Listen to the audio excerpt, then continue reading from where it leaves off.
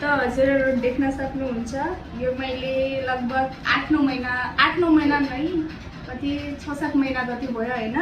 बिहान दुध ल्याउँदाखेरि मैले यहाँ त्यो आएको छुट्टा पैसा हुन्छ नि 1-2 रुपैयाँ अनि 10 रुपैयाँ 5 रुपैयाँ हुन्छ नि छिल्लर त्यो हालेको छु। अनि आज म यो फुटा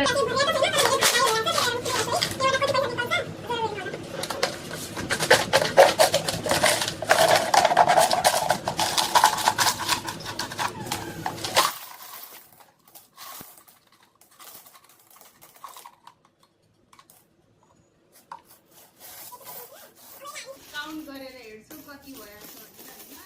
यो 5-6 महिनादेखिको हो।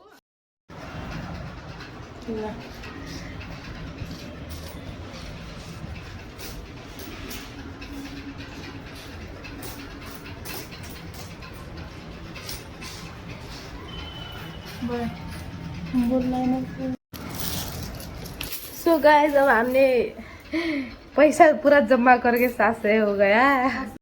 ल हजुरहरु देख्न सक्नुहुन्छ हामीले यो पैसा गिनेर टोटल कति 750 भएको छ हैन।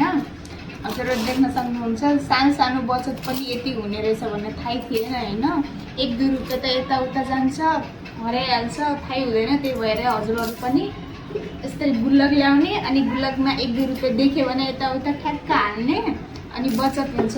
1-2 रुपैयाँ जोडेर हामीहरुको हेर्न सक्नुहुन्छ 750 रुपैयाँ भएको छ हैन।